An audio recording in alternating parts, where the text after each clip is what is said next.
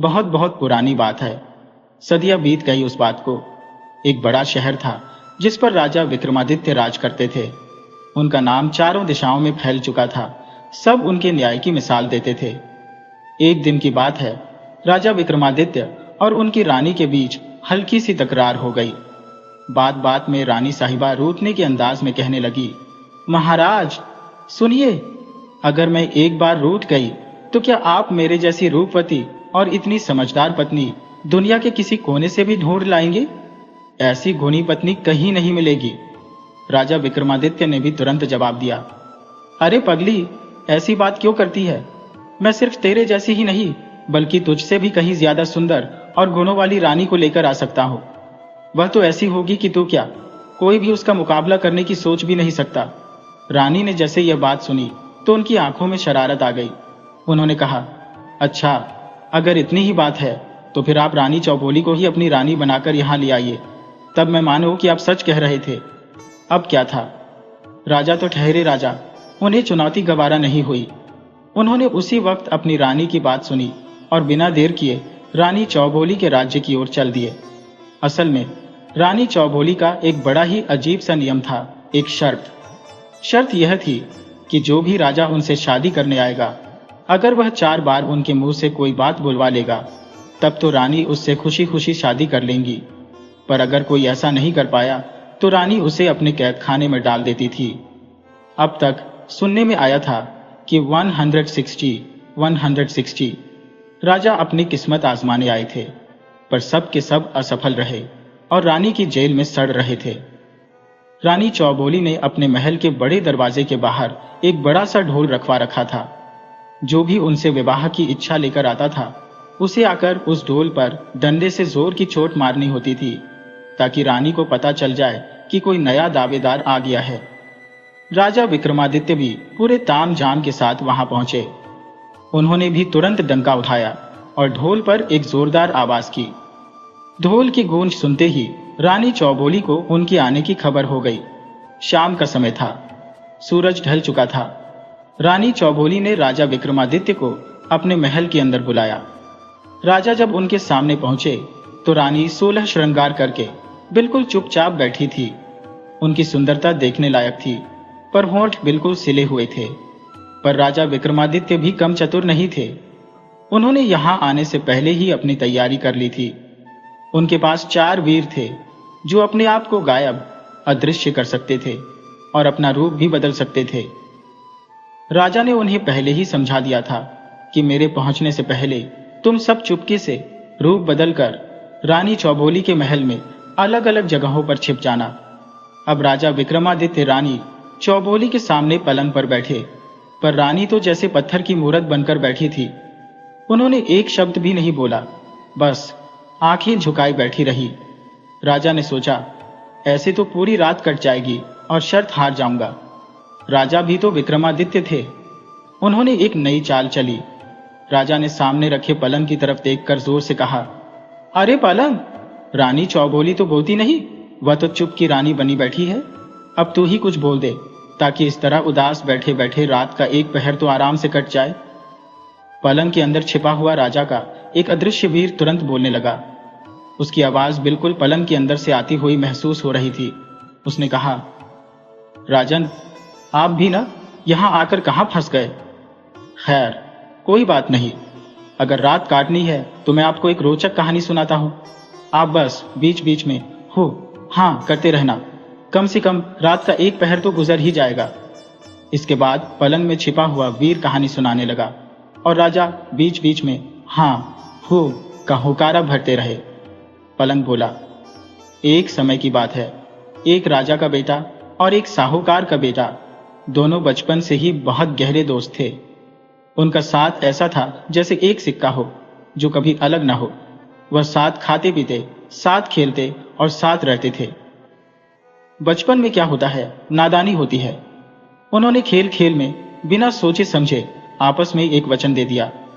वचन यह था कि उन दोनों में से जिसकी भी शादी पहले हो जाएगी, वह अपनी पत्नी को सुहागरात वाले दिन अपने दोस्त के पास भेजेगा। समय बीतता गया और वह बचपन की बात आई गई हो गई। समय के साथ साथ दोनों जवान हुए। पहले शादी हुई साहूकार के बेटे की। घर में नई बहू आई। सुहागरात का दिन था। बहू 16 श्रृंगार करके अपने कमरे में पहुंची तो उसने देखा कि उसका पति यानी साहूकार का बेटा बहुत उदास बैठा हुआ है। उसका चेहरा उतरा हुआ था, जैसे किसी बड़े धर्म संकट में फंसा हो। अपनी पत्नी ने जब अपने पति का उतरा हुआ मुंह देखा तो उसने हाथ जोड़कर पूछा, स्वामी, क्या बात है? क्या आप मुझसे नाराज हैं? क्या मैं आपको अच्छी नहीं लगी? या मेरे मायके वालों ने शादी में जो सामान दिया है वह पसंद नहीं आया? मैं कैसी भी हूं, अब आपकी हो। आपने मेरा हाथ थामा है और मेरी इज्जत अब आपके हाथ में है। साहूकार के बेटे ने एक गहरी सांस ली और बोला, नहीं, ऐसी कोई बात नहीं है। दरअसल मैं एक बड़े धर्म संकट में फंस गया हूं। बचपन में, नादानी में, मैंने अपने परम मित्र राजा के बेटे को एक वचन दे दिया था। अब समझ नहीं आ रहा कि मैं उस वचन को तोड़ूं या निभाऊं। और हाँ, मुझे यह भी समझ नहीं आ रहा कि मैं तुम्हें उस वचन के बारे में बताऊं भी कैसे। उसकी पत्नी बड़ी चतुर और समझदार थी। उसने तुरंत कहा, आपने ऐसा कौन सा वचन दे दिया? आप मुझे बताइए तो सही। अगर आपने कोई वचन दिया है तो वह जरूर पूरा होगा। मैं भी उसमें आपका साथ दूंगी, आप चिंता मत कीजिए। पत्नी के बहुत जोर देने पर साहूकार के बेटे ने ना चाहते हुए भी बचपन में दिए गए उस अजीब वचन की पूरी कहानी उसे सुना दी। पूरी बात सुनने के बाद पत्नी ने शांत होकर कहा, नाथ, आप बिल्कुल भी फिक्र मत कीजिए। आप मुझे आज्ञा दीजिए। मैं आपका वचन भी निभा लूंगी और अपनी मर्यादा और धर्म भी बचा लूंगी। ऐसा कहकर उसने पति से इजाजत ली और फिर वह साहूकार के बेटे की पत्नी 16 श्रृंगार किए हुए अपने घर से राजकुमार के महल की तरफ चल दी। वह रात का समय था। रास्ते में उसे 4 चोर मिल गए। उन चोरों ने देखा कि कोई सोने के गहनों से लदी हुई एक अकेली लड़की उस तरफ चली आ रही है। उन्होंने तुरंत उसे लूटने के इरादे से रोक लिया। उस निडर लड़की ने चोरों से कहा, भाइयों, आप मुझे जाने दीजिए। मैं एक बहुत जरूरी काम से जा रही हूं। मैं आपसे वचन देती हूं, विश्वास कीजिए, मैं वापस आकर अपने सारे गहने और जेवरात उतार कर आपको दे दूंगी। आप मुझ पर भरोसा कीजिए और मुझे रोको मत। चोरों ने उसे शक भरी नजरों से देखा और बोले, तुम्हारा क्या भरोसा? तुम जाने के बाद वापस आओगी या नहीं? और अगर आई भी तो हो सकता है तुम सिपाहियों को साथ लेकर आओ। साहूकार की पत्नी ने जोर देकर कहा, मैं आपको सच में वचन देती हूँ। मैं अपने पति का एक वचन पूरा करने जा रही हूँ। आप जानते हैं वचन निभाना कितना बड़ा धर्म है।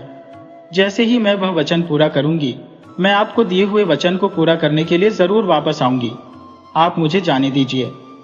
चोरों ने आपस में एक दूसरे को देखा और सलाह करने लगे। उन्होंने कहा, चलो देखते हैं कि यह अपने वचन को पूरा करती है या नहीं। अगर नहीं भी आई तो कोई बात नहीं, एक दिन की लूट का माल नहीं मिला तो न सही। और फिर चोरों ने उसे जाने दिया।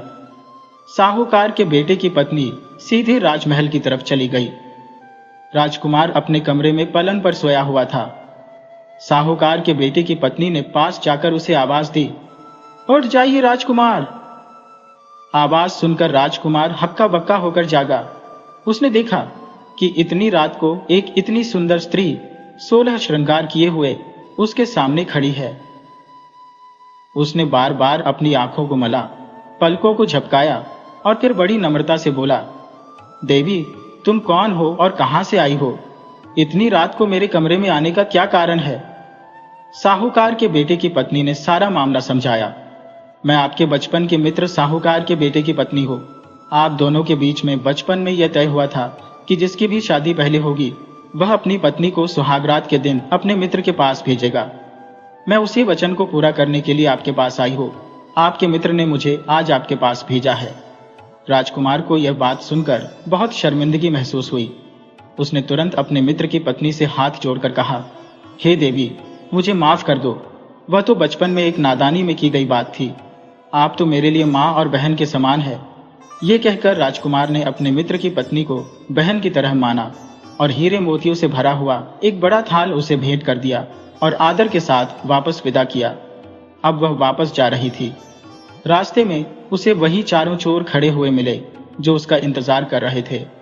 उसे देखकर चोर आपस में फुसफुसाए, अरे वाह, यह औरत तो अपनी जुबान की पक्की निकली। साहूकार के बेटे की पत्नी उनके पास आई और कहा, यह हीरे मोतियों से भरा हुआ थाल आप रख लीजिए, यह आपके भाग्य में ही लिखा था, और हाँ, मैंने जो वचन दिया था उसे भी पूरा करती हो।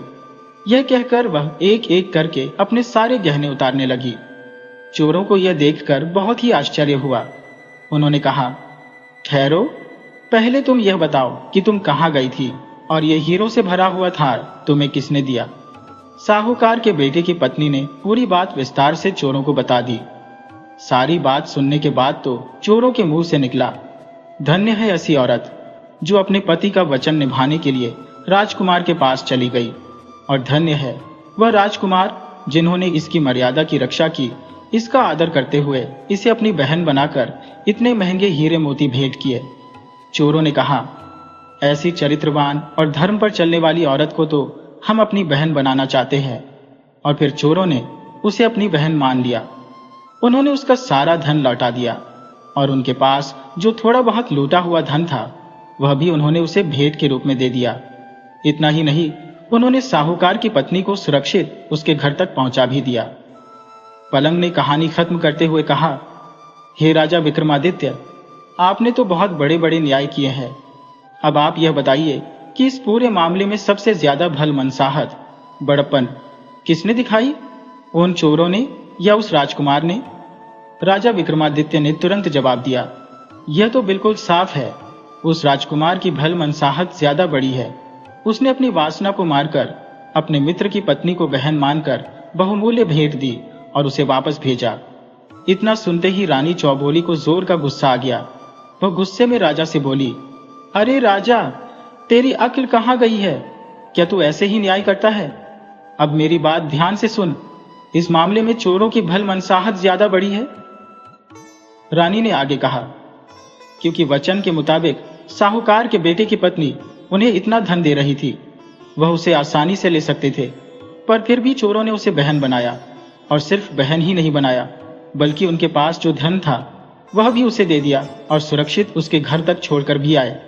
इसलिए चोरों की भल मनसाहत ज्यादा बड़ी है। राजा मुस्कुराया और बोला, रानी चौबोली, आपने जो न्याय दिया है वह बिल्कुल सही है। राजा ने तुरंत ढोल वाले को आवाज दी, बजा रे ढोली ढोल। रानी चौबोली बोली, पहला बोल। और फिर ढोल वाले ने एक जोरदार डंका मारकर ढोल बजाया। हाँ तो दोस्तों, देखा, रानी के मुंह से पहली बात निकल गई।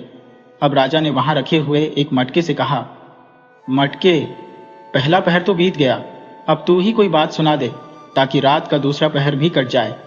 मटका बोला, ठीक है राजन, मैं भी आपको एक कहानी सुनाता हूं, बस आप बीच बीच में हुंकारा देते रहना। और फिर मटके में छिपा हुआ अदृश्य वीर कहानी सुनाने लगा। मटका बोला, एक गांव में एक ब्राह्मण का बेटा और एक साहूकार का बेटा आपस में बहुत गहरी दोस्ती रखते थे।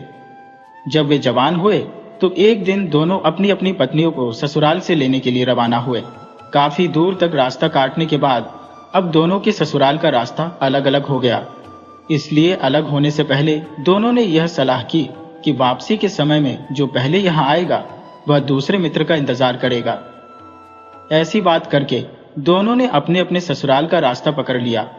साहूकार के बेटे के साथ एक नाई भी था जो उसका खास आदमी था। ससुराल पहुंचने पर साहूकार के बेटे के साथ नाई को देखकर घर की एक बूढ़ी महिला ने घर की बाकी औरतों को एक समझदारी की बात बताई। उसने कहा, देखो, दामाद के साथ नाई भी आया है, इसलिए नाई की खातिरदारी में कहीं कोई कमी नहीं रहनी चाहिए। बुढ़िया ने समझाया, अगर नाई की सेवा सत्कार में कमी रह गई तो यह हमारे दामाद के घर जाकर हमारी बुराई करेगा, और अगर इसकी खातिरदारी बहुत अच्छे से हुई तो यह वहां जाकर हमारी तारीफों के पुल बांधेगा, इसलिए नाई का ख्याल रखो। बस फिर क्या था, घर की बहू बेटियों ने बुढ़िया की बात मानकर नाई की पूरी खातिरदारी शुरू कर दी। वे अपने दामाद को पूछें या न पूछें, पर नाई को हर काम में पहले पूछते थे। खाना खिलाना हो तो नाई को पहले, बिस्तर लगाना हो तो सबसे पहले नाई का बिस्तर लगाया गया। साहूकार का बेटा अपने ससुराल में यह सब देखकर बहुत मायूस हो गया। उसे लगा कि उसकी इज्जत तो हुई ही नहीं, सारी इज्जत तो इस नाई को मिल रही है। नाई यह सब देखकर मूछें मरोड़ता और खुश होता। साहूकार का बेटा मन ही मन दुखी होकर जल्दी वापस जाने की सोचने लगा। जब उसने वापस जाने की इच्छा जताई तो ससुराल वालों ने भी उसकी पत्नी के साथ उसे विदा कर दिया। अब रास्ते में नाई साहूकार के बेटे के साथ मजाक करते हुए चलने लगा। वह कहने लगा कि ससुराल में नाई की इज्जत ज्यादा रही और दामाद की कम। नाई जैसे जैसे ससुराल की बातें कर रहा था, साहूकार का बेटा मन ही मन जल भुन रहा था, पर नाई को इस बात से कोई फर्क नहीं पड़ा। उसने अपनी सारी बातें इसी तरह जारी रखी। आधा रास्ता कट चुका था। साहूकार का बेटा ससुराल में हुए अपमान से और नाई की बातों से बहुत परेशान हो चुका था। गुस्से में आकर उसने एक बहुत बड़ी गलती कर दी। उसने अपनी पत्नी को बीच रास्ते में ही छोड़ दिया और नाई को साथ लेकर अकेला घर चला गया। इस तरह बीच रास्ते में छोड़ दिए जाने पर साहूकार के बेटे की पत्नी को बहुत दुख हुआ। उसने अपना रथ वापस मायके की तरफ मोड़ा, पर वह रास्ते से भटक गई और किसी अनजान नगर में जा पहुंची। नगर में घुसते ही एक मालन का घर था। कुछ पैसे देकर वह मालन के पास रहने लगी। मालन को भी उस पर तरस आ गया और उसने उसे अपने साथ रख लिया। मालन रोज बगीचे से फूलों की माला बनाकर राजमहल में देने जाती थी। अब मालन फूल तोड़कर लाती। साहूकार के बेटे की पत्नी भी रोज उन फूलों से बहुत ही सुंदर सुंदर गजरे और मालाएं बनाने लगी। वह उन्हें मालन को दे देती, जो उन्हें राजा के पास लेकर जाती। एक दिन राजा ने मालन से पूछा, अरे मालन, आजकल फूलों की इतनी सुंदर सुंदर मालाएं कौन बना रहा है? तुम्हें तो ऐसी कलाकारी नहीं आती। तब मालन ने राजा को बताया, हुजूर, मेरे घर में एक स्त्री आई है जो बहुत ही गुणवान और सुंदर है। वही इतनी सुंदर कारीगरी जानती है। राजा ने तुरंत आदेश दिया, उसे हमारे महल में हाजिर किया जाए। राजा के सैनिक मालन के घर पहुंच गए। साहूकार के बेटे की पत्नी ने बहुत मना किया, पर राजा का आदेश कैसे टाला जा सकता था। और फिर साहूकार के बेटे की पत्नी को राजा के सामने हाजिर कर दिया गया। राजा ने ऐसी सुंदर स्त्री को देखा तो चकित रह गया। राजा ने तुरंत आदेश दिया कि इसे मेरे महल में भेज दिया जाए। साहूकार के बेटे की पत्नी ने हाथ जोड़कर कहा, राजन, आप तो इस नगर के मालिक हैं और इस नाते से आप मेरे पिता के समान हुए। मेरे ऊपर बुरी नजर मत रखिए और मुझे छोड़ दीजिए। पर राजा कहाँ मानने वाला था, वह नहीं माना। इसलिए साहूकार के बेटे की पत्नी बोली, ठीक है, आप मुझे 6 महीने का समय दे दीजिए ताकि मैं सोच सकूं। राजा ने उसकी बात मान ली और उसे नगर के बाहर के रास्ते पर एक एकांत महल में रहने की जगह दे दी। साहूकार के बेटे की पत्नी रोज उस महल के झरोखे से आते जाते लोगों को देखती कि कहीं कोई उसके ससुराल या मायके का जान पहचान का आदमी मिल जाए, जिसके द्वारा वह संदेश भिजवा सके। उधर रास्ते में ब्राह्मण का बेटा अपने मित्र साहूकार के बेटे का इंतजार कर रहा था। जब उसने साहूकार के बेटे को अकेले आते हुए देखा तो सोच में पड़ गया। उसने आते ही साहूकार के बेटे से उसकी पत्नी के बारे में पूछा। साहूकार के बेटे ने उसे पूरी कहानी सुना दी। ब्राह्मण के बेटे ने साहूकार को खूब खरी खोटी सुनाई। उसे डांटा, अरे मूर्ख, अगर ससुराल में नाई की खातिरदारी ज्यादा हो गई तो इसमें पत्नी की क्या गलती थी? उसे बीच रास्ते में क्यों छोड़ आए? फिर क्या था? दोनों मित्र उसे वापस लेने के लिए चल पड़े। तलाश करते करते वे दोनों उसी नगर में पहुंच गए। साहूकार के बेटे की पत्नी ने महल के झरोखे से दोनों को देख लिया और उन्हें बुलाने के लिए आदमी भेजा। इसके बाद ब्राह्मण के बेटे ने दोनों पति पत्नी में सुलह कराई। जब राजा को यह पता चला कि वह स्त्री विवाहित है और उसका पति उसे लेने आया है, तो राजा ने भी उसे जाने की इजाजत दे दी। साहूकार का बेटा अपनी पत्नी को लेकर खुशी खुशी घर आ गया। मटके ने कहानी पूरी करने के बाद कहा, राजन, आपके न्याय की प्रतिष्ठा चारों ओर फैली हुई है। अब आप यह बताइए कि इस सारे मामले में सबसे ज्यादा भलमनसाहत किसकी है, साहूकार के बेटे की या साहूकार की बहू की? राजा ने तुरंत जवाब दिया, इसमें तो साफ साफ पता चलता है कि साहूकार का बेटा ही भला मानस है। उसने छोड़ी हुई पत्नी को वापस अपना लिया। इससे बड़ी बात और क्या हो सकती है? इतना सुनते ही रानी चौबोली के मन में आग लग गई। उसने गुस्से से फटकारते हुए राजा से कहा, अरे अधर्मी राजा, क्या तुम ऐसे ही न्याय के लिए प्रसिद्ध हो? साहूकार के बेटे की भला इसमें कौन सी बड़ाई है? उसने तो अपनी पत्नी को निर्दोष होने के बावजूद छोड़ दिया था। रानी चौबोली ने कहा, असल भल मनसाहत तो साहूकार की बहू की है। उसे रानी बनने का मौका मिला, महल मिला, पर फिर भी वह नहीं मानी और अपने धर्म पर अड़िग रही। धन्य है ऐसी स्त्री, राजा बोला। रानी चौबोली ने जो कहा है वह बिल्कुल सच है, यही सही न्याय है।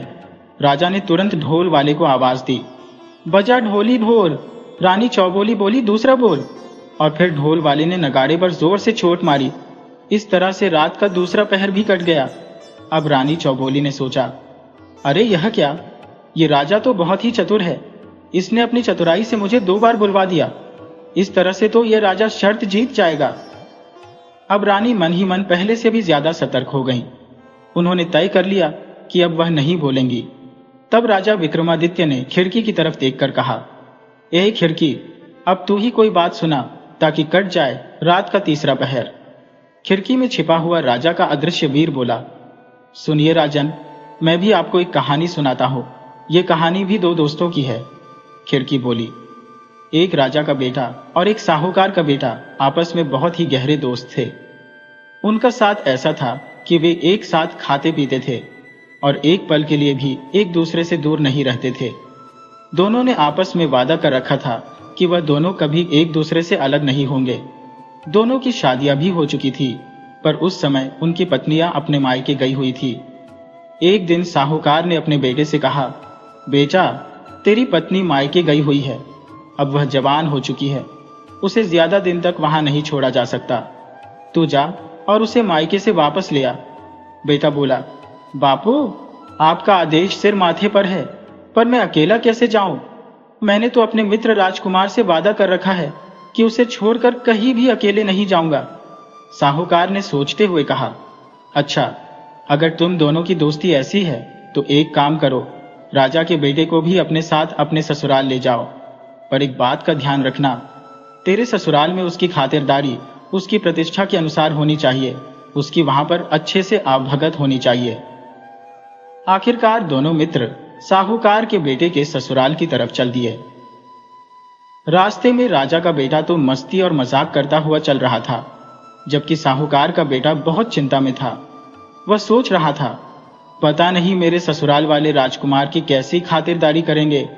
अगर कोई कमी रह गई तो राजकुमार क्या सोचेगा। इन्हीं विचारों में खोया हुआ वह चला जा रहा था।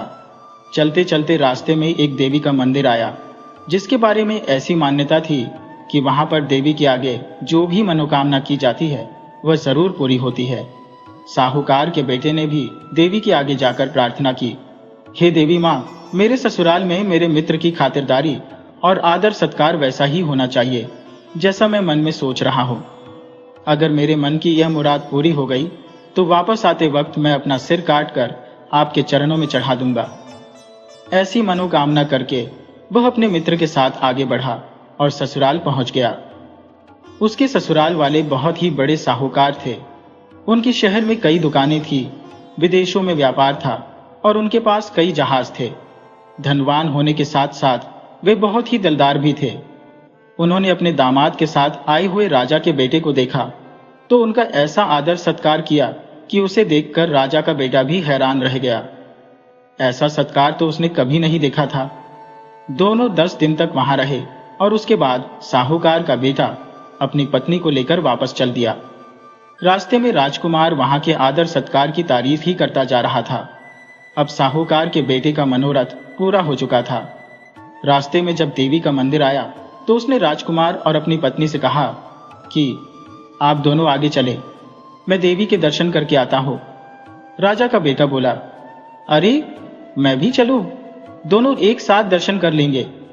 साहूकार का बेटा बोला, नहीं, मैंने अकेले ही दर्शन करने की मन्नत मांगी थी, इसलिए आप लोग रुकिए। और फिर साहूकार का बेटा मंदिर में गया। उसने अपना शीश काटा और देवी के चरणों में चढ़ा दिया। राजा के बेटे ने काफी देर तक इंतजार किया, फिर भी साहूकार का बेटा नहीं आया तो वह भी मंदिर के अंदर आ गया।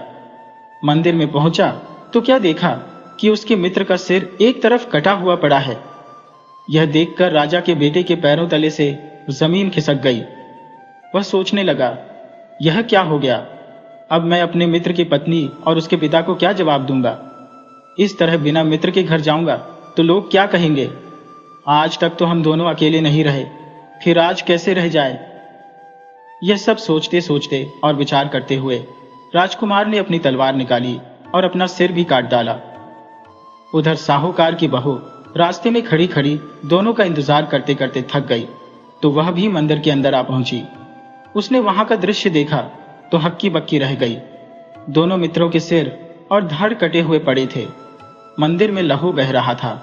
वह सोचने लगी, अब मेरा क्या होगा, मैं ससुराल कैसे जाऊंगी, बिना पति के वहां पर क्या मुंह दिखाऊंगी, लोग क्या कहेंगे। ये सब सोचकर उसने भी तलवार उठाई और जोर से अपने पेट में मारने लगी। तभी देवी मां प्रकट हुई और उन्होंने उसका हाथ पकड़ लिया। साहूकार की बहू देवी से कहती है, देवी मां, मेरा हाथ छोड़ दो, मुझे भी मर जाने दो। इन दोनों का तो आपने भक्षण कर लिया, अब मेरा भी कर लो। देवी ने कहा, तलवार नीचे रख दो और दोनों के सिर उठाकर उनके धड़ों पर रख दो, अभी मैं दोनों को फिर से जिंदा कर देती हूँ। साहूकार की बेटी ने दोनों के सिर उठाए और धड़ के ऊपर रख दिए। देवी ने अपने आशीर्वाद से दोनों को जीवित कर दिया और फिर देवी गायब हो गई। परंतु एक गड़बड़ हो चुकी थी। साहूकार की बेटी ने जल्दबाजी में साहूकार के बेटे का सिर राजकुमार के धड़ पर और राजकुमार का सिर साहूकार के बेटे के धड़ पर रख दिया था। अब वे दोनों सोच में पड़ गए कि यह किसकी पत्नी है, सिर वाले की या धड़ वाले की। अब खिड़की ने अपनी कहानी खत्म करके राजा से कहा, राजन, अब आप ही न्याय कीजिए कि वह किसकी पत्नी होगी। राजा ने कहा, इसमें पूछने वाली कौन सी बात है, वह महिला धड़ वाले की पत्नी होगी, धड़ ही असल शरीर है। ये सुनते ही रानी चौबोली गुस्से से भर गई और कहने लगी, वाह रे राजा, वाह, बहुत अच्छा न्याय है तुम्हारा। धड़ से भला क्या लेना देना, पत्नी तो सिर वाली की होनी चाहिए, सिर के बिना भला धड़ का क्या काम, पहचान तो सिर से होती है ना। राजा बोला, जो आपने कहा वह बिल्कुल सत्य है, बजा रे ढोली ढोल। रानी चौबोली बोली, तीसरा बोल। और फिर ढोल वाले ने नगाड़े पर जोर से चोट की।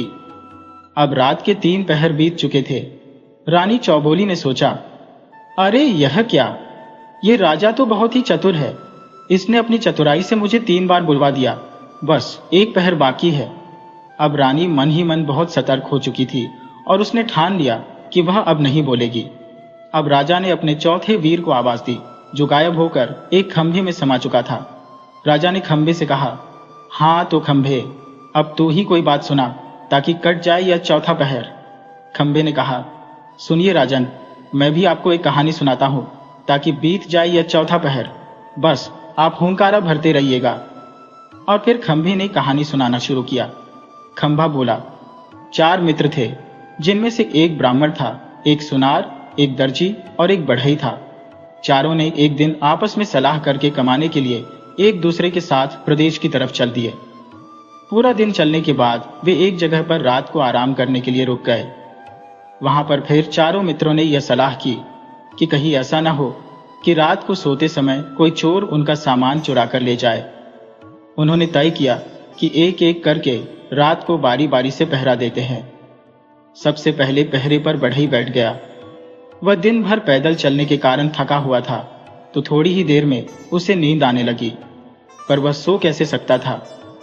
बढ़ई ने नींद भगाने के लिए मुंह धोया और इधर उधर देखा तो उसे एक लकड़ी का टुकड़ा पड़ा हुआ मिला। उसने सोचा, समय बिताना है और नींद भगाना है, तो उसने उस लकड़ी के टुकड़े को उठाया और उसे अपने औजारों से तराशने लगा।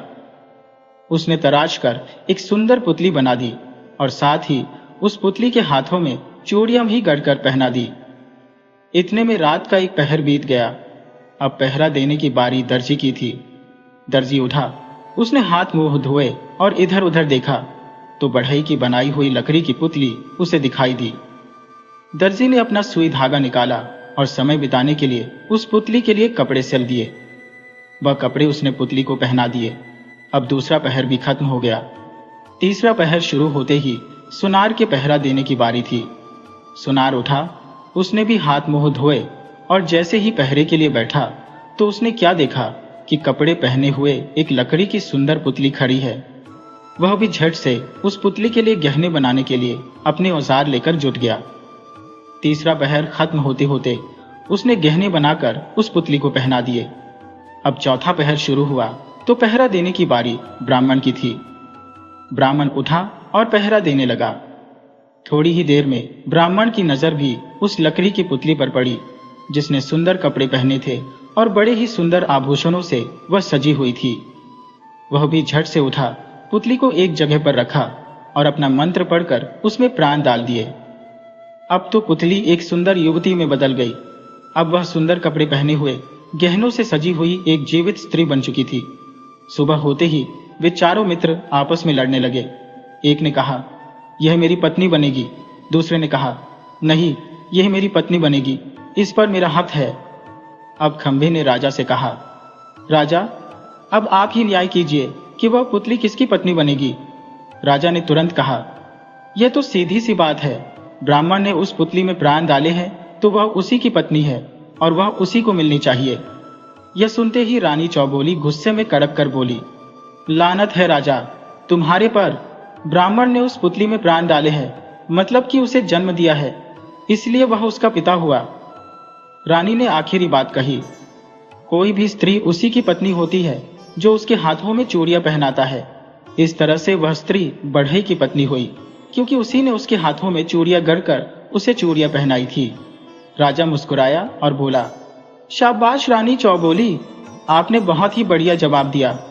राजा ने तुरंत ढोल वाले को आवाज दी, बजा रे ढोली ढोल। रानी चौबोली ने बोला, चौथा बोल। ये सुनते ही ढोल वाले ने ढोल बजाया। इस तरह से रानी चौबोली 4 पहर में 4 बार बोल चुकी थी और अब वह शर्त हार चुकी थी, जबकि राजा विक्रमादित्य शर्त को जीत गए थे। इसके बाद दोनों की शादी हो गई। रानी चौबोली ने अपने कारागार में बंद सभी राजाओं को वहां से आजाद कर दिया और उन्हें सम्मान सहित विदा किया। और फिर वह राजा विक्रमादित्य के साथ उनके महल की तरफ खुशी खुशी चल दी। दोस्तों, यह कहानी हमें सिखाती है कि धर्म और न्याय का रास्ता कितना पेचीदा हो सकता है। जरूरी नहीं कि जो दिखता है वही सच हो। हमें हर फैसले में कारण और नीयत दोनों को देखना चाहिए। साहूकार की बहू का चरित्र बल और रानी चौबोली की तेज बुद्धि हमें दिखाती है कि इंसानियत और समझदारी किसी भी शर्त या परीक्षा से बड़ी होती है।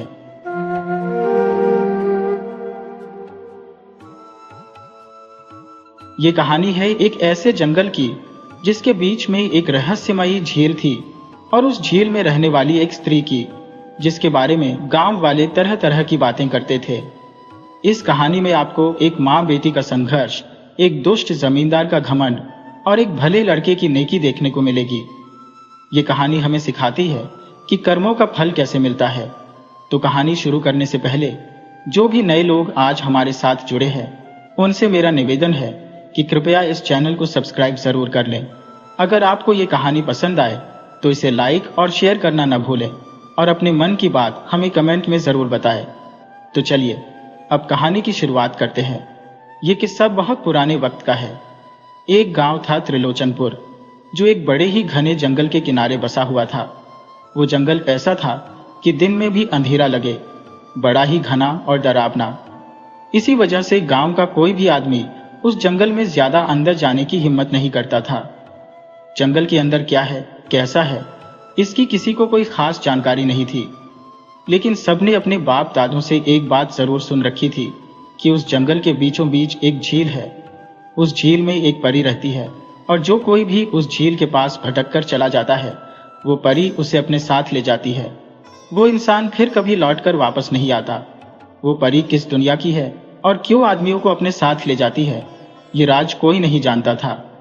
बस लोग इतना कहते थे कि वो पहले उस आदमी पर बहुत प्यार लुटाती है, उससे ब्याह करने का वादा करती है और फिर अपने साथ ले जाती है।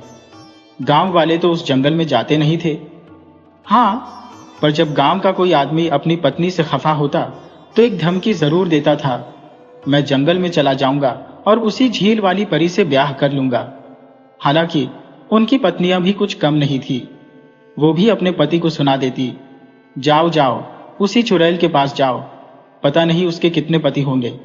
जब तक उससे मिलने की तुम्हारी बारी आएगी, तुम्हारी सारी बत्तीसी नीचे झड़ चुकी होगी। अरे, पत्नी तो एक पति वाली ही अच्छी होती है, हजारों पति किसके होते हैं ये मुझे बताने की जरूरत नहीं, तुम खुद होशियार हो। वैसी औरत से ब्याह की बात कोई गिरा हुआ आदमी ही कर सकता है, कोई शरीफ आदमी नहीं। पत्नियां ऐसी बातें कहकर अपने बिगड़ैल पतियों का मुंह बंद करा देती थी। हालांकि कोई मर्द कितना भी उछल कूद ले कभी उस जंगल में नहीं जाता था। उसी गांव में एक बुढ़िया अपनी एक बेटी के साथ रहती थी। उसका पति गुजर चुका था तो वो 2 गायें पालकर अपना पेट भरती थी। गांव में एक हलवाई की दुकान थी और वो हलवाई बड़ा ही दयालु आदमी था। वो मिठाई बनाने के लिए उस बुढ़िया की गायों का ही दूध खरीद लेता था। वैसे तो गांव में दूध बेचने वालों की कोई कमी नहीं थी, पर वो बुढ़िया की मदद करने के लिए पहले उसी का दूध खरीदता था।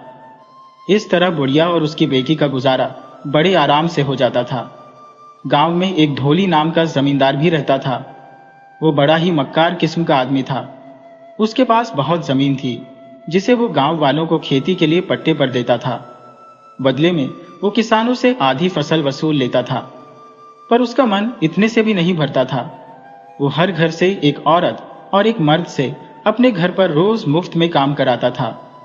लोगों की मजबूरी थी उसके घर बेगारी करना, क्योंकि तभी वो उन्हें अपनी जमीन पट्टे पर देता था। लेकिन वो बुढ़िया कोई खेती नहीं करती थी, तो उसे गांव में उस हलवाई के सिवा किसी और से कोई लेना देना नहीं था। वो कभी जमींदार के घर बेगारी करने नहीं जाती थी। जमींदार चाहता था कि किसी भी तरह बुढ़िया से बेगारी कराए, लेकिन उसे कोई मौका ही नहीं मिल रहा था। आखिर वो गांव में रहती जरूर थी, पर उसकी असामी नहीं थी। गांव का हलवाई भी जमींदार का आसामी नहीं था, तो दोनों से काम कराना जमींदार के लिए थोड़ा मुश्किल तो था, पर नामुमकिन नहीं था। एक दिन वो बुढ़िया के पास गया। बुढ़िया को जमींदार अपने दरवाजे पर देखकर बड़ी हैरानी हुई कि ये हमारे दरवाजे पर कैसे आ गया। ये तो लोगों को अपने दरवाजे पर बुलवाता है और लोग हाथ जोड़े उसके दरवाजे पर जाते हैं। जमींदार बुढ़िया को देखते ही बोला, भाभी, सारा गांव मुझसे जमीन लेकर खेती करता है, पर एक तो है जो खेती नहीं करती। मैं तुझे भी कुछ जमीन देना चाहता हूँ। बुढ़िया बोली, जमींदार जी, अब मुझसे खेती बाड़ी कहाँ हो पाएगी। न मैं हल चला सकती हूँ न कुदार। खेती का काम तो मेरे लिए अब नामुमकिन है। मेरे लिए तो मेरी ये 2 गायें ही सब कुछ है। यही मेरी खेती है। मेरा काम इन्हीं से चल जाता है। मुझे और किसी चीज की जरूरत नहीं है। दोनों बात कर ही रहे थे कि बुढ़िया की बेटी संजू वहां आ गई।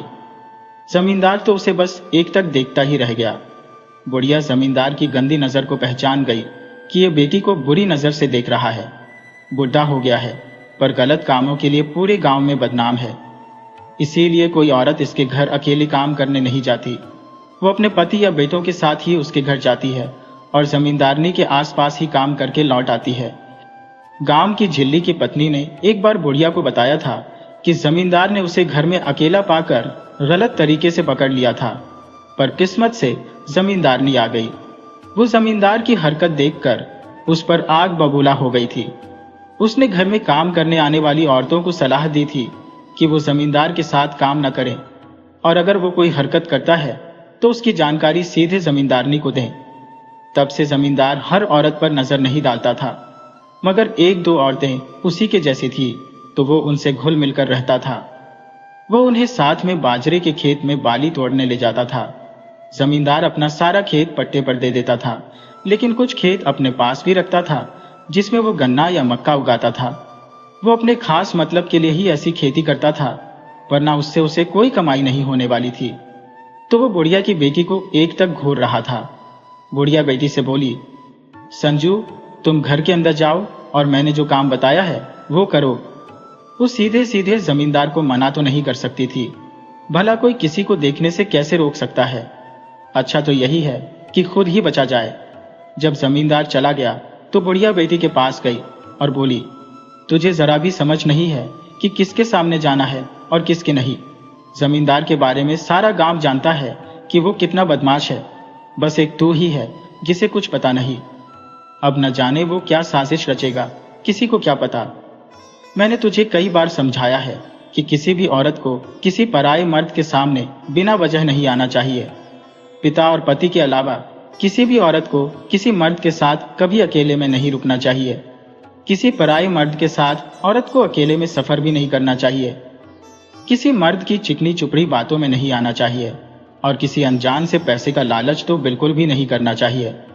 औरत की इज्जत वहीं से खत्म होनी शुरू हो जाती है जब वो किसी का तोहफा या पैसा ले लेती है। फिर उसमें कोई शर्म लिहाज नहीं रह जाता। वो उस आदमी के एहसान के नीचे दब जाती है और वो आदमी उसका किसी भी तरह का गलत फायदा उठा लेता है। इसलिए औरत को बहुत होशियार रहना चाहिए। उसे मर्द की सही गलत नजर की पहचान होनी चाहिए, जो तुम नहीं कर रही हो। तुम अब बड़ी हो गई हो, अब तुम ज्यादातर घर के अंदर ही रहा करो। अपने गांव में भी सबके सामने मत आया करो। बहू और बेटी घर की इज्जत होती है, उन्हें पैसे से भी ज्यादा संभाल कर रखना पड़ता है। मैं एक अकेली गरीब औरत हूँ और जमींदार गांव का अमीर आदमी है। उसके सामने कोई सिर भी नहीं उठा सकता। वो खुद चलकर आया है, भगवान जाने क्यों आया था और उसके मन में क्या चल रहा है। बुढ़िया रोज बेटी के साथ गाय के लिए घास काटने जाती थी, मगर अब उसे डर लगने लगा। उसे बेटी न तो घर में सुरक्षित लग रही थी, न घर के बाहर।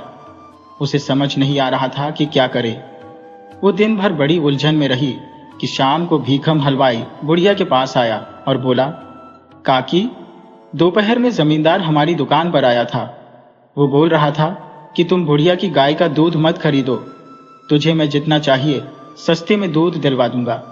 मैंने जमींदार से कहा, जमींदार साहब, संजू की माँ गरीब है, उसका खर्चा ही गायों से चलता है। अगर मैं दूध नहीं खरीदूंगा तो उनकी रोजी रोटी बंद हो जाएगी। और फिर आप तो दयालु आदमी हैं, भला किसी को मुश्किल में कैसे देख सकते हैं।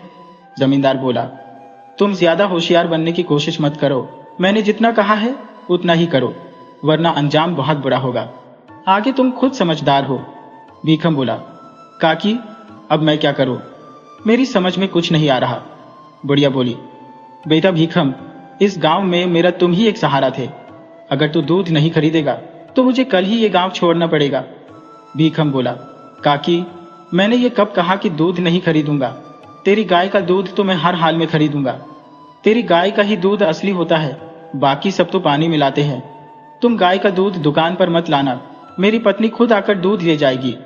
लेकिन एक बात मेरी समझ में नहीं आ रही कि जमींदार तेरे से इतना चिढ़ा हुआ क्यों है? कहीं उसने संजू को देख तो नहीं लिया है? बुढ़िया बोली, बेटा, तुमने बिल्कुल सही पकड़ा है, ऐसा ही हुआ है। ये पागल लड़की किसी के भी सामने मटकती हुई चली आती है। उसे जरा भी ख्याल नहीं कि वो सयानी हो गई है। इस गांव में तुम्हारे सिवा कोई अपना नहीं है, सबकी नजरें गिद्ध की तरह है। भीखम बोला, काकी, तू जल्दी से एक लड़का देखकर संजू के हाथ पीले कर दे, सारी मुसीबत ही खत्म हो जाएगी। बुढ़िया बोली, ये बात तो मैं कब से सोच रही हूँ, लेकिन कोई जुगाड़ नहीं बन पा रहा। मुझे जो दूध के पैसे मिलते हैं वो खाने और कपड़े में ही खर्च हो जाते हैं। थोड़ा बहुत एक बार बचाया था, लेकिन मैं बीमार पड़ गई। वैद्य ने स्वर्ण भस्म और कई महंगी दवाइयां दी, तब जाकर मेरी जान बची। मेरी जान तो बच गई, लेकिन जोड़ा हुआ सारा पैसा खत्म हो गया। तब से बचत करने की कोशिश कर रही हूं, पर हो ही नहीं पा रही। भीखम बोला, काकी, मेरे पास भी पैसे नहीं बच पा रहे हैं। घर बनवाया था तो उसमें कर्जदार हो गया था। मुझे घर बनवाना बहुत जरूरी हो गया था। जमींदार कई बार दुकान पर आया था, वहां मेरी पत्नी भी मिठाई बनाने में मेरी मदद कर रही थी। जब वो जमींदार को आते देखती तो घूंघट कर लेती थी। जमींदार उसे देखने के लिए ही रोज दुकान पर आता था और मेरी पत्नी इस बात को समझ रही थी। मैंने पत्नी से कहा, देखो, तुम दुकान पर मत आया करो, जमींदार की नीयत ठीक नहीं लग रही। स्त्री बोली, ये बात तो मैं भी समझ गई हूं, लेकिन क्या करूं, मैं घर में तो और भी ज्यादा अकेला और असुरक्षित महसूस करती हूँ।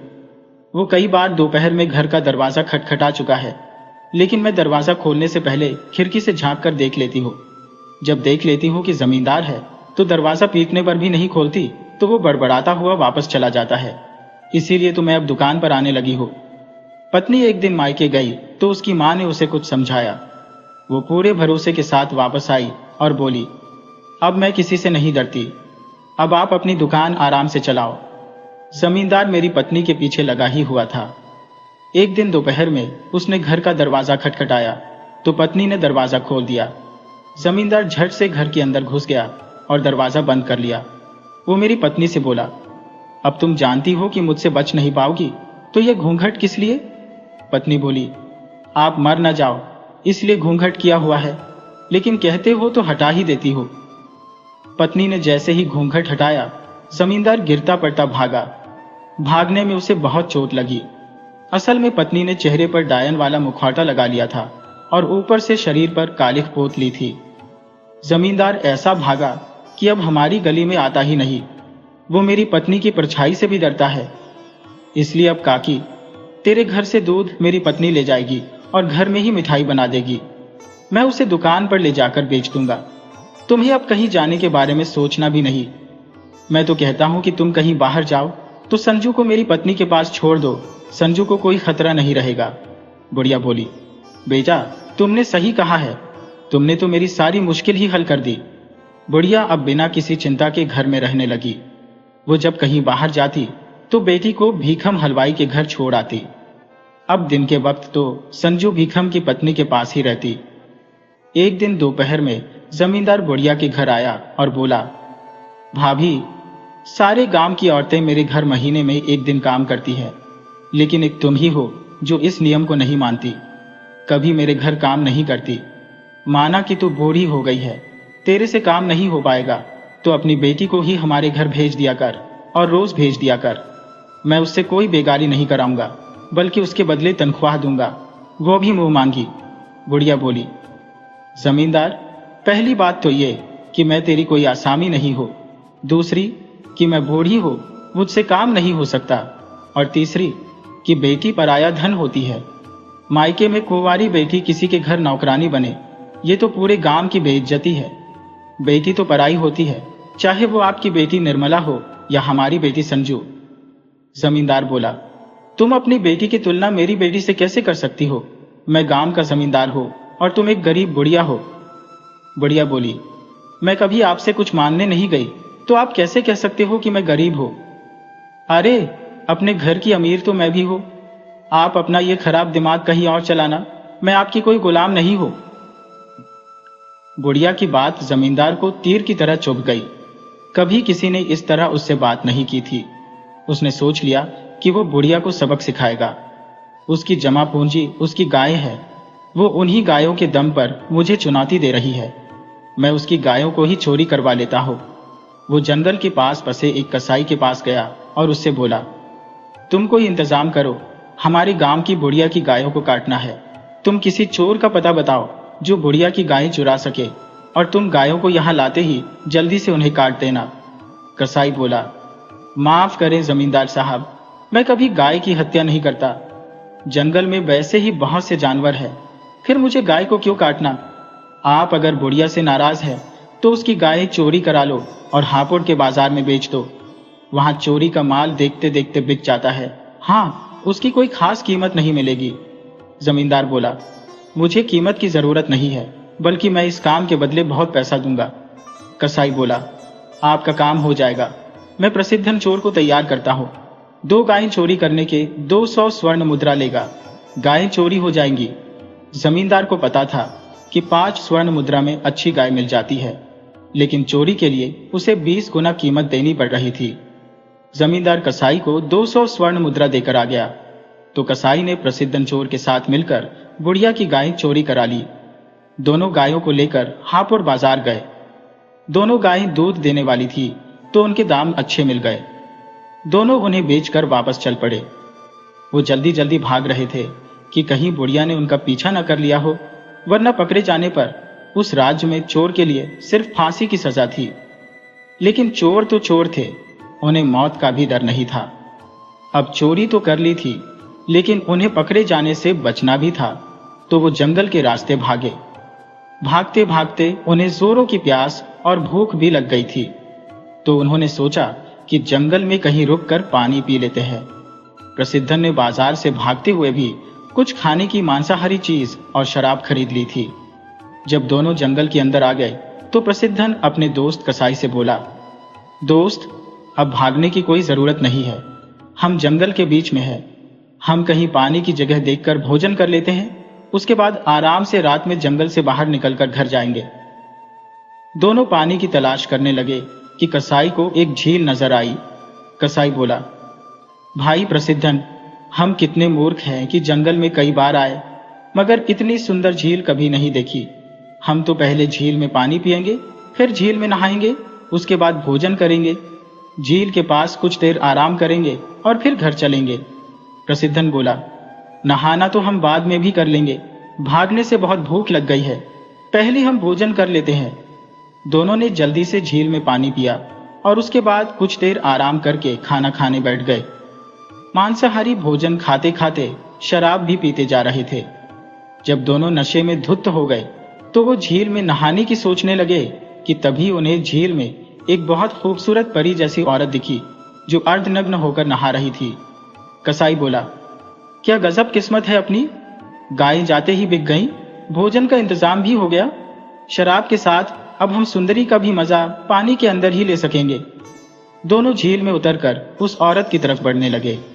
औरत ने दोनों को चेतावनी दी, तुम दोनों को किसी औरत को नहाते हुए नहीं देखना चाहिए, लेकिन तुम दोनों अपनी हद भूलकर मेरे पास आने की कोशिश कर रहे हो। ये काम करते हुए तुम्हें जरा भी शर्म नहीं आ रही? क्या किसी पराई औरत को अकेला पाकर उसकी इज्जत लूटने का ख्याल करना सही है? कसाई बोला, मर्द के लिए सब कुछ सही है, तुम अपनी मर्जी से हमारे पास आ जाओ तो हम तुम्हें कोई तकलीफ नहीं पहुंचाएंगे। स्त्री बोली, तुम दोनों अब यहां से सही सलामत निकलकर तो दिखाओ।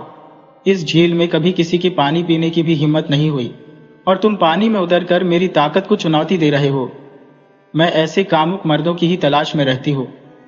वो स्त्री एक भयानक राक्षसी में बदल गई और दोनों को चने की तरह चबा गई। दोनों का काम वहीं तमाम हो गया। उधर सुबह जब बुढ़िया अपनी गायों को चारा डालने गई तो गायें थी ही नहीं। वो घबराई हुई ये बात बेटी से बताई। दोनों गायें एक साथ गायब कैसे हो गईं? उनके बछड़े भी नहीं है। संजू बोली, माँ, मुझे जमींदार पर शक हो रहा है, उसी ने कुछ गड़बड़ किया है। ये बात जंगल की आग की तरह पूरे गांव में फैल गई कि बुढ़िया की गाय चोरी हो गई। दीखम हलवाई की पत्नी दूध लेने आई थी, लेकिन जब गायें ही चोरी हो गई तो वो दूध कहां से ले जाती? उसने साफ कह दिया, ये काम गांव के जमींदार का है। उसी को संजू की मां से जलन थी, वो किसी भी तरह बुढ़िया को झुकाना चाहता है।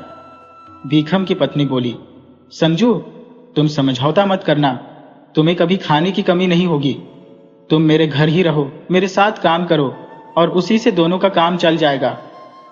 उधर जमींदार ये देखने के लिए आया कि चलकर देखते हैं कि क्या हो रहा है। वो बुढ़िया की गाय चोरी पर अफसोस जताया और बोला, तुम चोरी से हिम्मत मत हारना। तुम संजू को मेरे घर काम पर भेज दो, मैं तुम्हें कल ही 2 गाय खरीद कर दे दूंगा। बुढ़िया बोली, जले पर नमक मत छिड़को जमींदार, मुझे हालातों से लड़ना आता है, मुझे किसी की मदद की जरूरत नहीं। मैं गाय की चोरी की शिकायत राजा के पास जाकर लिखाऊंगी, राजा ही इसका सही इंसाफ करेगा। वैसे मुझे गाय के चोर के बारे में पता चल गया है, लेकिन राजा के जासूस पता लगाएंगे तो सही रहेगा। ये बात सुनकर जमींदार के पसीने छूट गए। बोला, इस छोटी सी बात की शिकायत राजा से करने की क्या जरूरत है? तुम बिना मतलब परेशान होगी। तुम मुझसे 2 गायों की कीमत ले लो, भले ही उस पैसे को मत लौटाना। अब गांव में हो तो इतना तो फर्ज बनता ही है कि किसी गरीब की मदद करूं। तुम अपनी बेटी को भी कहीं काम पर मत भेजना, तुम्हें कुछ करने की जरूरत ही नहीं है, मैं सारा इंतजाम करा दूंगा। बुढ़िया बोली, मैंने पहले ही कह दिया कि मुझे किसी की कोई मदद नहीं चाहिए, मुझे सिर्फ इंसाफ चाहिए और इंसाफ सिर्फ राजा कर सकता है, दूसरा कोई नहीं। चोर के लिए राजा ने फांसी की सजा तय कर रखी है। मैं चोरी कराने वाले और चोर दोनों को फांसी पर झूलते देखना चाहती हूं। गांव के कई लोगों ने भी साथ दिया। हाँ, चोर को तो पकड़ में आना ही चाहिए, वरना वो चोर और मनबड़ हो जाएगा। वो अब हर घर में चोरी करने लगेगा। जमींदार ने गांव वालों को समझाने की कोशिश की। देखो, तुम लोग छोटी सी बात को ज्यादा बढ़ा रहे हो। अरे, मेरा भी कुछ फर्ज है कि नहीं? मैं खुद चोर को पकड़वाने की कोशिश करूंगा। गांव वाले बोले, नहीं जमींदार साहब, आप बूढ़े हो चले हो, आपसे चोर नहीं पकड़ा जाएगा, उसे राजा के सैनिक ही पकड़ें, यही अच्छा रहेगा। जब एक सुर में गांव वालों की आवाज उठी तो जमींदार किसी को दबा नहीं सका। उसे लगने लगा कि वो बुरी तरह फंस गया है। उसने घमंड में अच्छे बुरे का ख्याल ही नहीं किया। अब बुढ़िया राज दरबार गई तो राजा अपने जासूस लगा देगा। जासूस 2-4 दिन में सब पता लगा लेंगे। वो गायों को भी बरामद कर लेंगे। कसाई तो मार पड़ते ही सारा राज उगल देगा। मेरा नाम आते ही मुझे फांसी हो जाएगी, मेरी जमींदारी छिन जाएगी। बहुत तनाव में होकर जमींदार घर वापस गया। उसे अपनी मौत बहुत करीब दिख रही थी। उसे लगा कि मुश्किल से 4-5 दिन और जी पाएगा, उसके बाद उसे फांसी लग जाएगी। उसने सुन रखा था कि जंगल में एक झील है और झील में एक सुंदर परी रहती है। वो झील में नहाने वाले से ब्याह करके उसे अपने साथ ले जाती है। मुझे उसी के साथ चले जाना चाहिए। जिंदगी में अब कुछ नहीं रखा है, फांसी की मौत से तो उस परी की गुलामी ही अच्छी। ये सोचकर वो जंगल में चला गया। वो पहले कभी जंगल में नहीं गया था, न ही उसने कभी झील देखी थी, तो वो इधर उधर जंगल में झील की तलाश करने लगा। उसे वो झील जल्दी ही मिल गई, तो वो झील में देखने लगा, लेकिन उसे कोई परी नहीं दिखी। वो पानी में नहाने के लिए उतरा तो उसे एक सुंदर स्त्री झील में नहाते हुए दिख गई। स्त्री ने जमींदार से कहा, ओ बुढ़े, तुझे जरा भी शर्म नहीं आती? तुम एक नहाती हुई औरत को देख रहे हो, ये एक बहुत बुरा काम है। जमींदार बोला, जब मुझे तुमसे ब्याह करना है तो फिर यह बुरा काम कैसे हुआ? मैंने कोई पाप नहीं किया है। मुझे तो तुमसे ब्याह करना है, और फिर अपनी पत्नी को किसी भी हालत में देखना कोई पाप नहीं होता। मैं तुमसे ब्याह के लिए ही यहाँ आया हूँ, मुझे स्वीकार करो। स्त्री बोली, तुम्हें जरा भी शर्म नहीं है? तुम बूढ़े हो और मैं जवान हूँ, तेरा मेरा क्या रिश्ता हो सकता है? जमींदार बोला, मेरा मन बूढ़ा नहीं हुआ है, मेरा तन भी अभी जवान है। तुम बिना ब्याह किए कैसे कह सकती हो कि मैं बूढ़ा हूं, तुम्हारे काम का नहीं हो? स्त्री बोली, कामुक बुढ़े, यहां से चले जाओ, मुझे अकेले में नहाने दो। जमींदार बोला, मैं भला तुम्हें कैसे छोड़ सकता हूं? वो पानी में स्त्री के पास बढ़ने लगा तो स्त्री ने फिर से मना किया, तुम अपनी हद मत भूलो, वापस लौट जाओ। जमींदार बोला, अब मैं तुझे नहीं छोड़ने वाला, आज मैं पानी में ही तुम्हारे साथ जल क्रीड़ा करूंगा। स्त्री बहुत गुस्से में आई और एक राक्षसी में बदल गई। ये देखते ही जमींदार जान बख्श देने की भीख मांगने लगा। स्त्री बोली, जब मैं एक साधारण स्त्री थी तब तुझे मना कर रही थी, पर तूने मेरी बात नहीं मानी, क्योंकि जब मैं इस रूप में आ जाती हूँ तो फिर किसी को नहीं छोड़ती। कामुक मर्द मेरा शिकार बन जाते हैं। वो झटके से जमींदार को पकड़ी और खा गई। दूसरे दिन जब बुढ़िया राज दरबार जाने वाली थी, तभी हलवाई ने खबर दी, अब किसके खिलाफ शिकायत लिखाने जाओगी? जब वो लकड़हारा बता रहा था कि उसने परसों जबल कसाई और प्रसिद्धन चोर को जंगल की झील में झील की परी के हाथों मरते देखा है, तथा कल वही परी जो जल परी नहीं एक राक्षसी है, वो जमींदार को भी निगल गई। गाय चोरी करने वाले मिट चुके हैं, अब तुम राज दरबार जाकर भी कुछ हासिल नहीं कर पाओगी। बुढ़िया बोली, मुझे बस जमींदार को सबक सिखाना था। जब जमींदार खुद ही मौत के मुंह में चला गया तो मुझे अब राज दरबार नहीं जाना। बुढ़िया बोली, अब मेरे पास गायें तो नहीं है, लेकिन मैंने हमेशा मेहनत की खाई है। मैं अब जंगल से लकड़ी लाऊंगी और तुम्हें बेचूंगी। तुम्हें हमेशा लकड़ी की जरूरत पड़ती है, तुम अब मुझसे ही लकड़ी खरीदना। भीखम बोला, काकी, तू बेकार में कोशिश कर रही है, तुम्हारे खाने का काम तो संजू के काम करने से चल जाएगा। बुढ़िया बोली, अरे बाबले, संजू क्या तेरे घर जिंदगी भर काम करती रहेगी? अरे उसके हाथ भी तो पीले करने हैं, और वो काम तुमसे नहीं हो पाएगा, उसे तो मुझे ही करना है। बुढ़िया कुल्हाड़ी उठाई और जंगल में निकल गई। वो लकड़ी काट कर रोज लाने लगी और हलवाई को देने लगी। उधर जंगल के उस पार एक गांव था, लहनापुर, जहां पर साधु नाम का एक किसान रहता था। उसके पास कुछ जमीन थी जो घर के पास ही थी और काफी उपजाऊ थी। तो किसान अपनी पत्नी के साथ मेहनत करके खुशी खुशी रह लेता था। उसकी पत्नी उसका पूरा साथ देती थी। दोनों का सपना था कि उनका एक अच्छा सा घर हो, 4-5 बीघा जमीन हो, बाग बगीचे हो, अपना 1-2 बेटा हो और एक नन्ही सी परी जैसी बेटी हो। उनका सपना कोई बहुत बड़ा अमीर बनने का नहीं था, लेकिन गरीब आदमी का एक छोटा सा सपना भी कभी कभी पूरा नहीं होता। खेती किसानी और मजदूरी करके कोई अमीर नहीं बन पाया है, उनकी किस्मत में ही गरीब बने रहना लिखा है। साधु कड़ी मेहनत करके अनाज तो उगा लेता, लेकिन अनाज तैयार होने के बाद गांव का साहूकार उसे पौने पौने दाम में खरीद लेता, और वो भी कभी एक साथ पैसा नहीं देता था। जब तक वो धीरे धीरे पैसा लौटाता, तब तक अगली फसल तैयार हो जाती। थोड़े थोड़े पैसे मिलते तो वो खर्च भी हो जाते। पति पत्नी चाहकर भी पैसे जमा नहीं कर पाते थे। कुछ दिन बाद स्त्री के पांव भारी हुए तो अब खेत में साधु को अकेले काम करना पड़ा। साधु को तब पता चला कि उसकी स्त्री उससे कहीं ज्यादा मेहनत करती थी, उसी की मेहनत से अच्छी फसल हो रही थी, लेकिन साहूकार की बेईमानी से हम पैसा जमा नहीं कर पा रहे हैं। उसने सोच लिया कि जब फसल तैयार हो जाएगी तो इस बार गांव के साहूकार को नहीं बेचेगा, वो दूसरे गांव के साहूकार को बेचेगा। दूसरे गांव का साहूकार नगद पैसा पहले दे देता है और बाद में अनाज ले जाता है। कुछ दिन में फसल तैयार हो गई तो साधु ने अपना अनाज दूसरे गांव के साहूकार को बेच दिया। उसे नगद पैसा मिल गया। पति पत्नी बहुत खुश हुए। उन्होंने ये बात गांव के कई लोगों को बताई तो गांव वाले भी अपना अनाज दूसरे गांव के साहूकार को बेचने लगे। गांव का साहूकार इस बात से चिढ़ गया। वो सबसे ज्यादा साधु से चिढ़ा था कि उसी ने मेरा धंधा चौपट किया है। गांव वाले अब मुझे अनाज देने को तैयार नहीं है। मुझे अब अनाज नगद पैसा देकर खरीदना पड़ेगा। हालांकि अब उसे कोई नगद पैसा लेकर भी अनाज देने को तैयार नहीं हुआ। साहूकार को अनाज न मिलने से काफी नुकसान हुआ। जहां वो सबका अनाज मुफ्त में ले लेता था और धीरे धीरे 6 महीने में पैसा चुकाता था। कभी दुकान से कोई सामान दे देता तो अपने सामान की कीमत बाजार से 3 गुना ज्यादा लगाता था, जबकि किसानों के अनाज की कीमत 2 गुना कम रखता था। तो गांव के लोगों ने उसे एक झटके में छोड़ दिया। उसके पास मजबूरी में वही फंसे रहे जो उसके कर्जदार थे। साहूकार सबसे ज्यादा गुस्सा साधु पर हुआ। उसने सोच लिया कि किसी तरह साधु को बर्बाद कर देगा।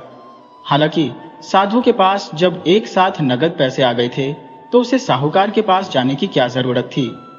एक बार वो उसके दुकान से सामान खरीदने चला गया तो साहूकार ने उसे सामान देने से साफ मना कर दिया। तो साधु उसके लिए और बड़ी मुसीबत बन गया। वो महावापुर बाजार चला गया। वहां उसे पता चला कि वहां तो हर सामान बहुत सस्ता है, यानी गांव का साहूकार दुगना नहीं 3 गुना ज्यादा पैसा लेता है। वो सामान खरीद कर घर आया तो चुप नहीं रहा। अपने आस पड़ोस के लोगों से बताया कि जिसको जो भी सामान लेना है महावापुर बाजार जाओ और एक साथ सामान खरीद लो, साहूकार से 3 गुना सस्ता पड़ेगा। गांव वाले ये बात सुनकर हैरान रह गए। वो सच्चाई जानने के लिए दूसरे दिन झुंड बनाकर महावापुर बाजार गए तो साधु की बात में दम था। गांव वालों ने साहूकार का सीधा बहिष्कार कर दिया। उधर समय के साथ साधु को एक बेटा हुआ तो उसकी पत्नी बच्चे की देखभाल में लग गई। उसे इतनी भी फुर्सत नहीं मिलती थी कि पति की मदद करे, तो साधु को खेत में अकेला काम करना पड़ रहा था, जो उसके बस की बात नहीं थी। वो कम मेहनत करता था, इसलिए उसकी अगली फसल कमजोर हो गई। उतना फायदा नहीं मिला तो पत्नी उसे डांटने लगी, इस तरह काम करोगे तो खाने के लिए भी अनाज नहीं उगा पाओगे। अब मैं बच्चा देखो कि घर संभालो कि बाहर खेत में चलकर काम करो। उसने पति को समझाया, एक मजदूर रखकर काम करा लिया करो, थोड़ी सी लापरवाही में ज्यादा का नुकसान हो रहा है। खेती में फसल अच्छी न होने से साधु की पत्नी काफी परेशान रहने लगी। उसे चिंता इस कदर हुई कि वो बीमार रहने लगी, मगर वो पति से कुछ नहीं बताती थी। जब उसकी सेहत ज्यादा बिगड़ने लगी तो साधु बोला, रहती घर में हो, कोई काम है नहीं, फिर भी दिन ब दिन दुबली होती जा रही हो। क्या बात है, कहीं तुम बीमार तो नहीं हो? चलो मैं पहले तुम्हें कल वैद्य को दिखा लाता हूं। पत्नी बोली, आपने सही समझा है, मेरी तबीयत कई दिन से खराब है, लेकिन मैं आपके काम में रुकावट नहीं डालना चाहती थी, इसलिए नहीं बता रही थी। साधु बोला, तुम गलत कर रही थी, तुम्हें पहले बताना था। अगर तुम्हारी तबीयत ज्यादा बिगड़ गई तो फिर बड़ी मुश्किल हो जाएगी। सेहत के साथ खिलवाड़ कहां से ठीक है। दूसरे दिन सुबह साधु पत्नी को लेकर वैद्य के पास गया तो वैद्य ने दवा दे दी, लेकिन बताया कि रोग तो पुराना है, स्त्री ने दबाकर रखा था, ये काफी बिगड़ चुका है, अब ठीक होने में काफी लंबा समय लगेगा। दोनों दवा लेकर घर लौट आए, लेकिन साधु पत्नी पर काफी नाराज था। वो पत्नी को डांट रहा था, तुमने मुझे मुश्किल में डाल दिया है, तुम अपना मोल खुद नहीं समझती, तुम मेरे लिए कितनी जरूरी हो। अब कैसे बताऊं कि तुम्हारे बगैर मेरा घर बर्बाद हो जाएगा। अब भगवान जाने तुम्हें ठीक होने में कितना समय लगेगा। पत्नी बोली, अरे आप मेरी बहुत ज्यादा चिंता करने लगे हो। आदमी की तबीयत तो बिगड़ती रहती है, इसमें इतना घबराने जैसी कोई बात नहीं है, मैं जल्दी ही ठीक हो जाऊंगी। इस तरह समय बीतने लगा, लेकिन स्त्री की तबीयत ठीक नहीं हुई। उसकी सेहत दिन ब दिन गिरती जा रही थी। आखिर एक दिन वैद्य ने साधु से साफ कह दिया, तुम्हारी पत्नी नहीं बच पाएगी, उस पर कोई दवा असर नहीं कर रही। चाहो तो किसी और वैद्य से सलाह ले सकते हो, या फिर किसी साधु संत की शरण में जाकर कोशिश कर सकते हो सकता है महात्मा लोग कोई चमत्कार कर दें। साधु बहुत निराश होकर घर आया, फिर उसी वक्त जंगल में महात्मा की खोज में चल पड़ा। वो जंगल में एक महात्मा से मिला और अपनी कहानी सुनाई। तब बहुत ध्यान लगाने के बाद महात्मा ने बताया, इलाज रोग का होता है, भूत प्रेत का नहीं। तुम्हारी पत्नी पर प्रेत का साया है, वो तो कब की मर चुकी है, लेकिन प्रेत अपनी हवस के लिए उसे अब तक जिंदा रखे हुए है। जैसे ही प्रेत उसे छोड़ेगा वो मर जाएगी और भूतनी बनकर प्रेत के साथ चली जाएगी। कहानी थोड़ी अजीब है। उसे जो प्रेत पकड़ा है वो उस स्त्री का प्रेमी है।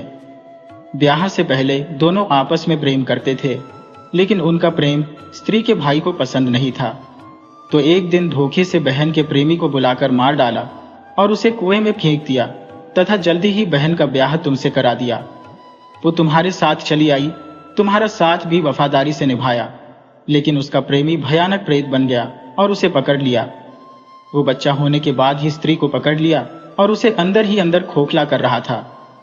अब वो किसी भी वक्त साथ छोड़कर जा सकता है, तो तुम्हें अपना दिल मजबूत रखना चाहिए।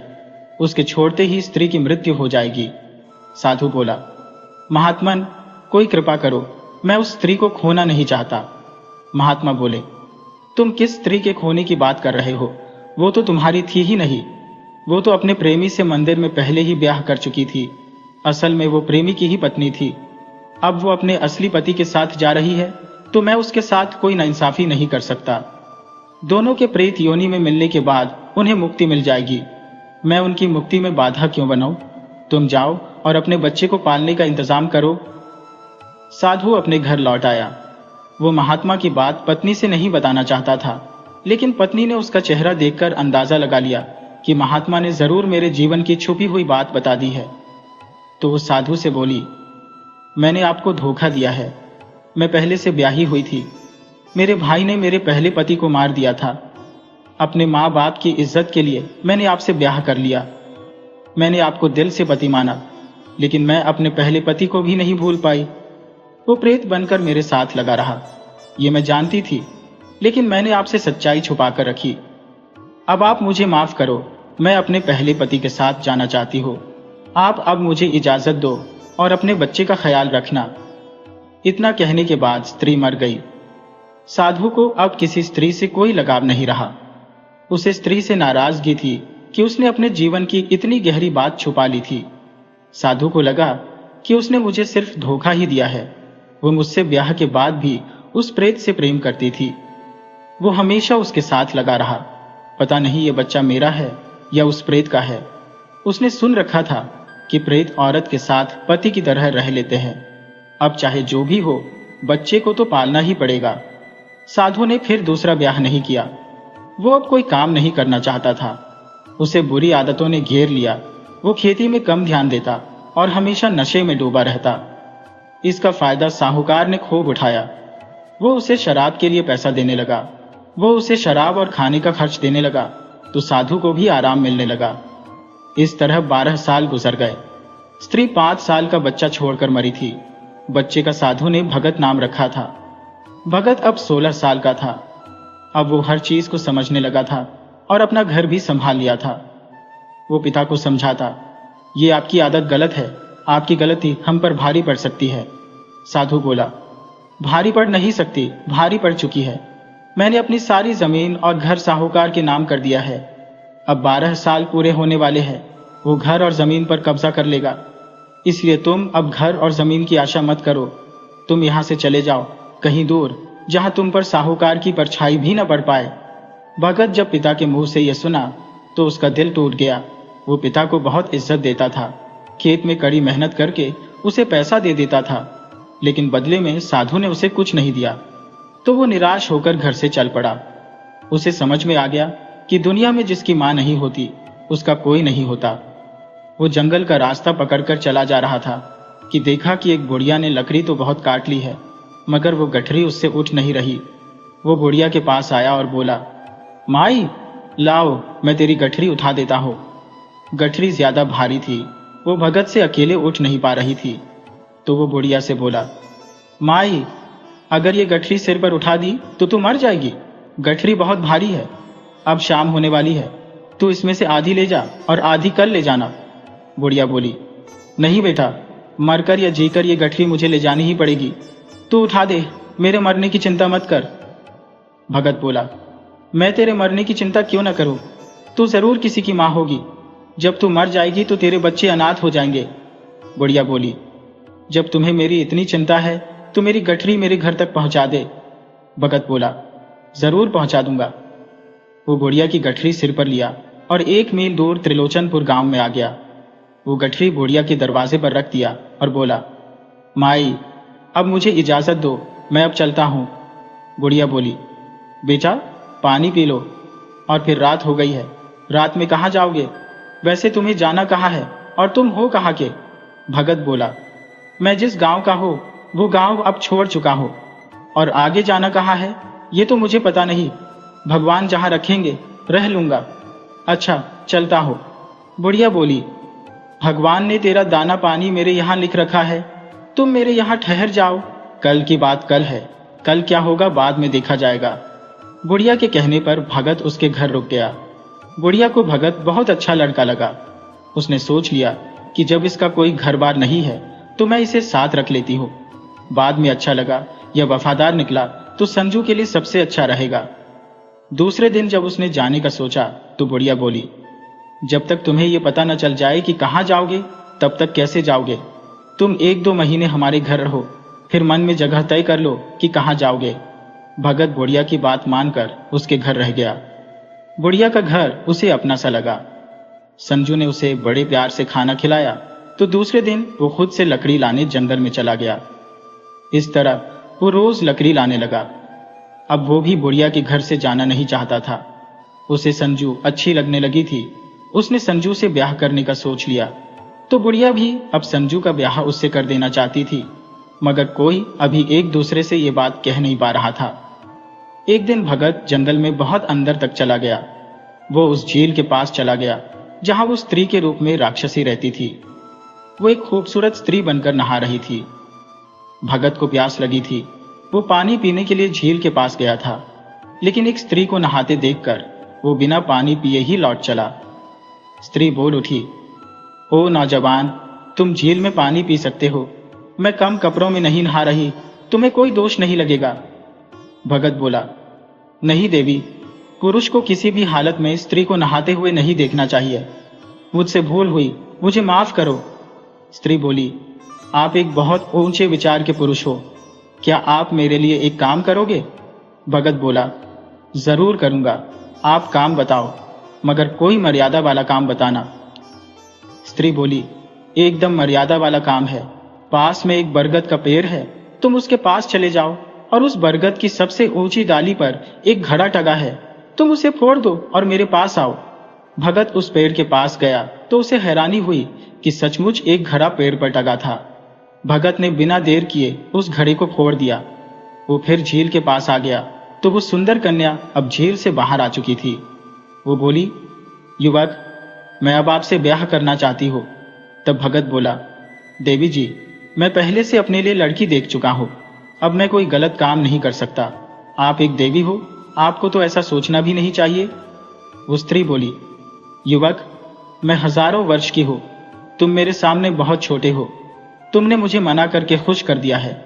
मैं तुम्हें कुछ तोहफा दूंगी, लेकिन पहले बता देती हूँ कि मैं कौन हूँ। मैं देवलोक की परी हूँ। मुझ पर एक पाखंडी सन्यासी का दिल आ गया। वो मुझे जबरदस्ती हासिल करना चाहता था तो मैंने उस पर हमला कर दिया। उसने मुझे श्राप दिया कि जाओ, राक्षसी हो जाओ। तब से मैं इस झील में रहा करती थी। मेरी शक्ति बरगद के पेड़ पर टंगी थी, उस महात्मा ने टांग दिया था। मैं चाहती थी कि कोई पुरुष मेरी मदद करे, लेकिन सब के सब कामुक निकले और मेरा भोजन बनते गए। तुम ही एक मर्यादा वाले पुरुष मिले जिसने मुझे मुक्ति दे दी है। मैं यहां से जाने से पहले तुम्हें एक सोने का घड़ा देती हूँ। इसमें से जितनी भी सोने की मोहरें निकालोगे ये कभी खाली नहीं होगा, इसे रख लो। वो घड़ा देकर गायब हो गई। भगत घड़ा लेकर बुढ़िया के घर आ गया और बोला, माई, इसे रखो, इस घड़े में से जितना धन निकालोगे कभी कम नहीं होगा। उसने झील वाली पूरी कहानी उसे सुना दी और बोला, मुझे आपकी बेटी पसंद है, क्या आप उससे मेरा ब्याह करा दोगी?